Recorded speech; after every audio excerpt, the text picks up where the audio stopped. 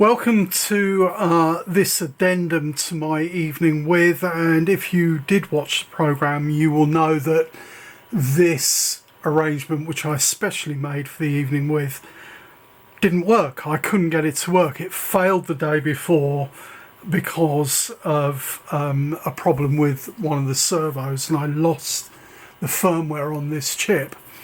Now I did manage to get it going without replacing the chip with quite a bit of bad language following it, but well, I did get it to work.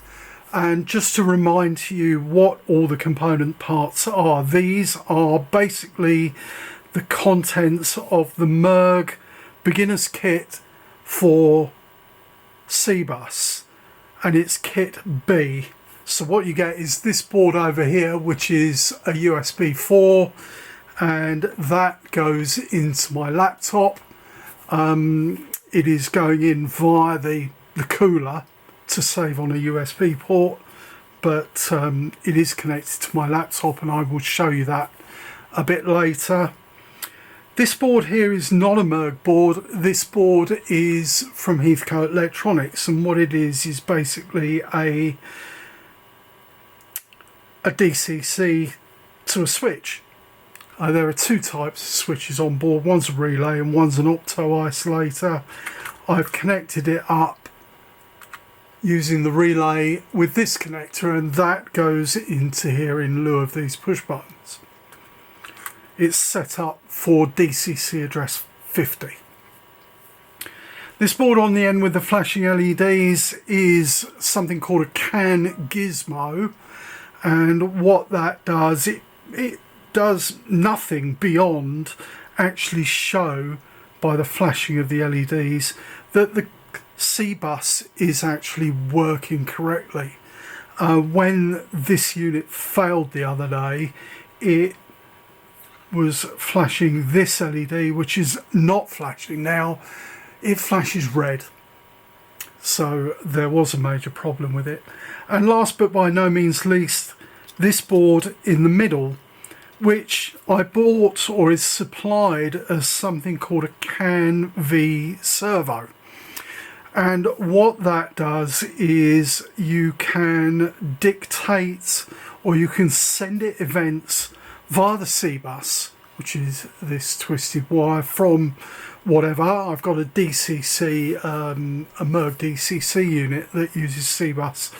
You can send commands directly to this board using that if you want to, but it will stand alone by itself. And what you can do is, this board is common to a number of projects that you can buy from Merg, and well, what you can do with this one is what I've done, and I've reprogrammed the firmware on this chip to be something called a CAN Mio. And what a CAN Mio does is it not only does the 8 servo outlets, which you can see here, but you can connect switches to it, which is what I've done. So this board was extra. I bought this. This is just for experimentation and for the purposes of what we're doing. It's got 8 push button switches on and 8 DIP switches, which are in effect toggle switches. And the other things, well, I've got 3 servos attached. These are all basically bog standard SG90s and nothing special. So the board is over, it's running from 12 volts at the moment. The power supply is over here, slightly off camera, and well, it's not really doing very much. So what I'm going to do now is I'm going to open the configuration utility on my laptop, and I can show you what we're going to do with it. So what you can see is, because I've already configured it, the board is there. It's this board here, the CAN Mio board. And when you click on it, what it does is it brings up all the events, and you can see event 916. They correspond with pushing the push buttons. So that is port 9, and that is port 16. The servos are port 1 to 8, so they're the outputs. Now, what we want to do is we want to see how it's set up. It's set up in a certain way because I set it up. So if you double click on the board in the software, it brings up all the various bits and pieces, and as you can see, it starts with IO1, and IO1 is set up as servo. It's set up as a servo. You could set it up as an input and output, servo, bounce, multi-analog, magnet, whatever, and depending on how you set it up, the output will do different things. So it is set up as a servo, and it is connected to servo 1, and you'll see, maybe if I zoom in a bit, if I reposition the camera,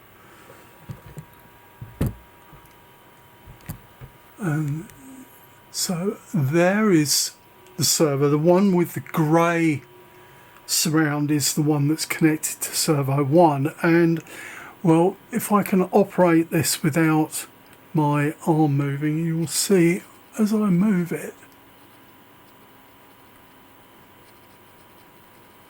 the slider,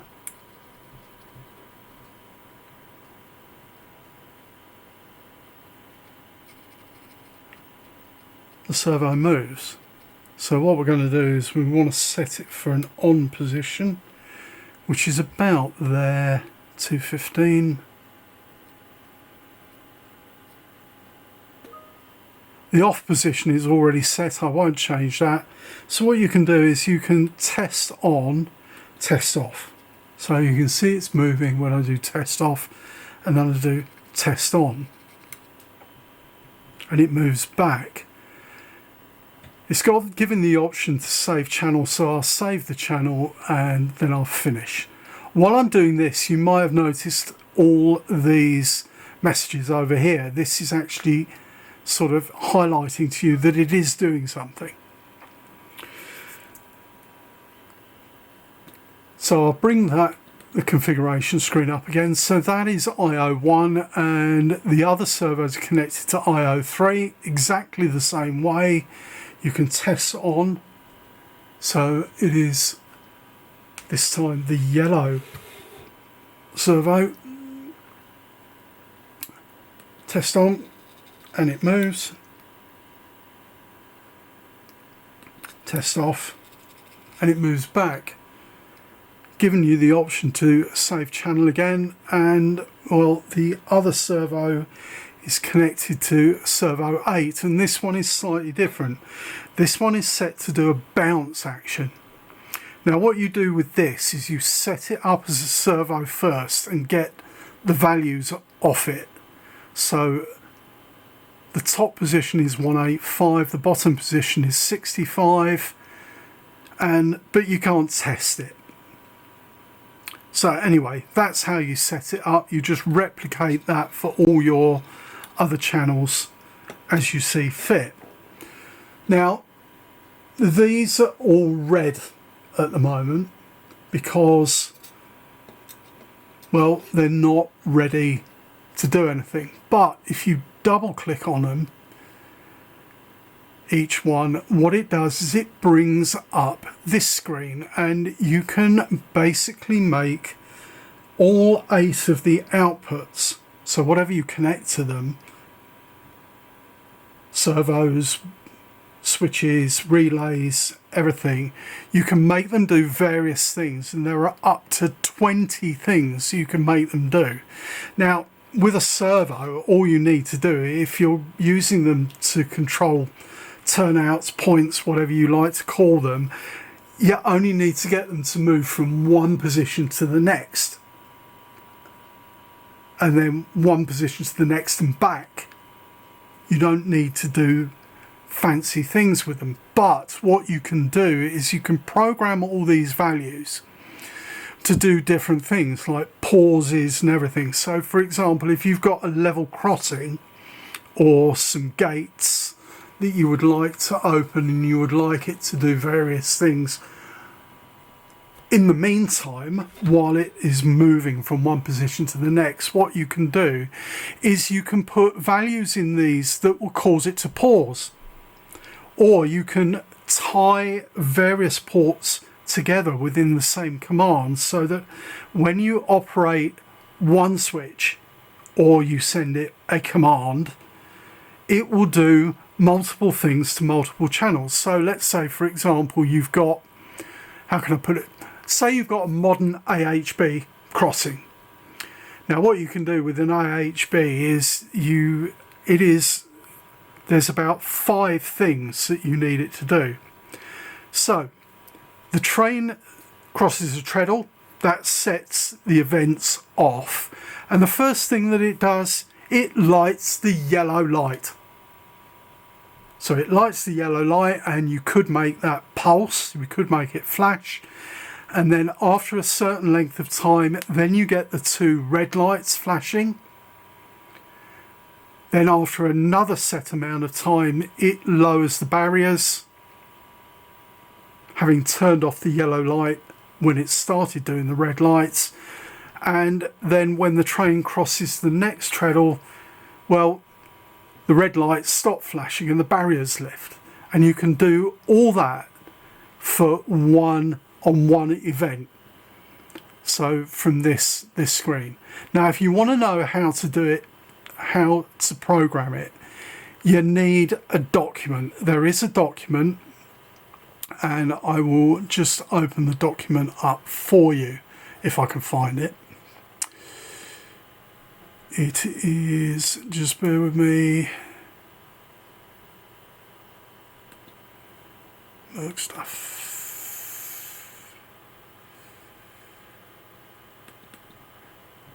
I think it's this one. Yeah, it is this one. Right. So in this document, it explains to you how to program these values. And well, as you can see, it is quite a extensive document, and you see you've got time, you can put inputs in to do times, pauses, and these are the ones that change the output. And how these translate is, if I go back to the configuration utility, you'll see for this particular event, so this is event 9, so it is the top event here, it's got a value of 40 and a value of 8. Well, if I go back to the PDF, the value of 8 is here, so it says change. So what that does is it's saying when it gets a value that equates to event 9, it needs to change the state of port 1. So change the state. So we've got a servo attached to it, so we're going to change the state of port 1. That's the second bit of the command. The first bit of the command is here. So what you need to do is you need to go down here and find out 9. So it is event 9 that we want, which is port 9, IO 9, and that equates to a code of 40. So the first command is the start thing that starts it, and the second one is what it does when it does it. So we'll click on OK, and you'll notice that they've all gone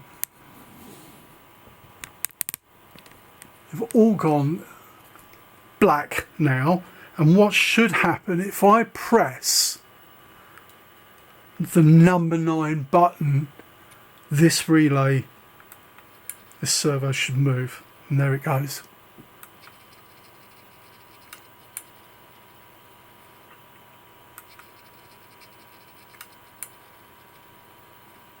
Now, at the moment,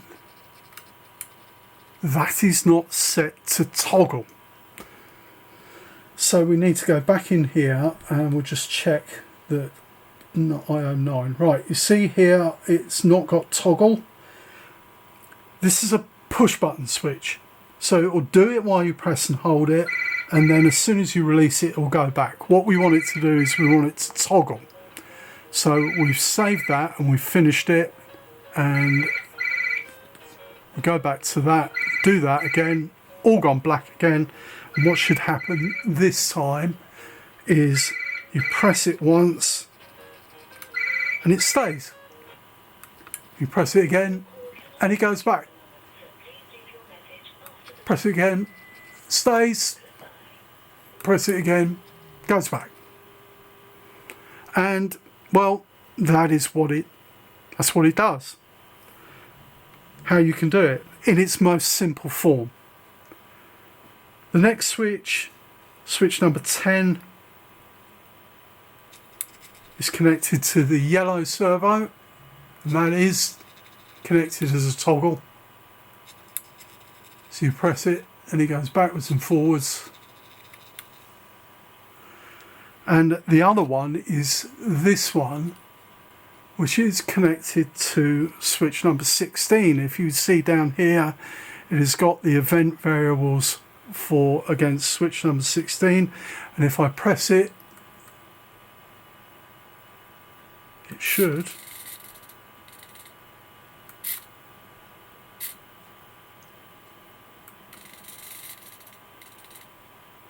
well, I showed you it's set up to do a bounce setting, so that's halfway and that's all the way, and when you let it go back it bounces a little bit. Now you can influence those settings within the program, and well, it is relatively straightforward to do once you've done it like this. I mean, that board, if I zoom out again,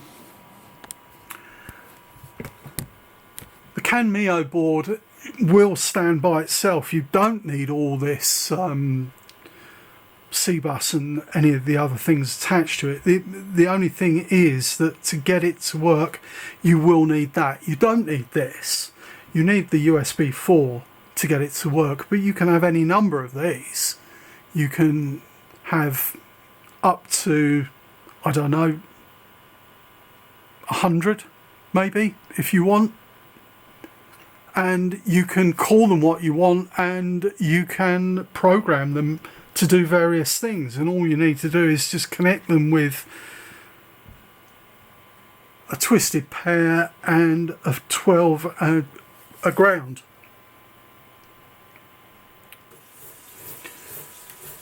Okay, so the last thing, I've set the Hornby Elite up so that it is on accessory address 50.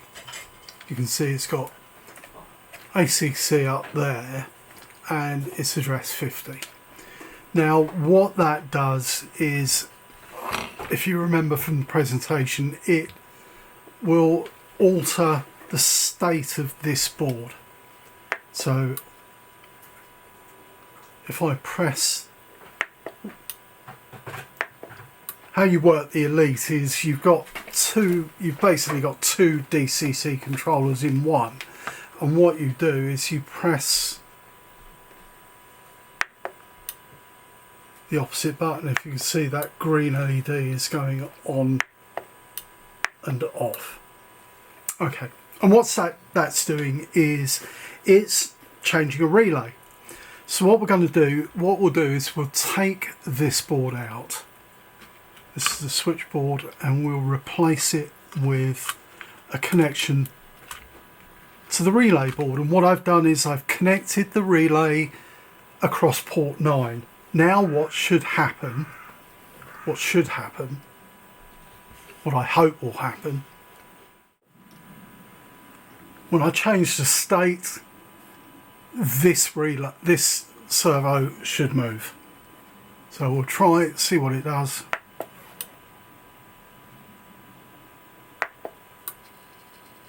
There it goes.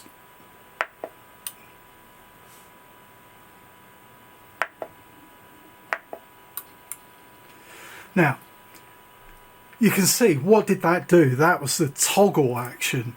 So it is not quite correct yet. So what we'll do is I will go back into the configuration over here, and what we'll do is we'll change that port to its actions. So it is port number 9, and we don't want it to toggle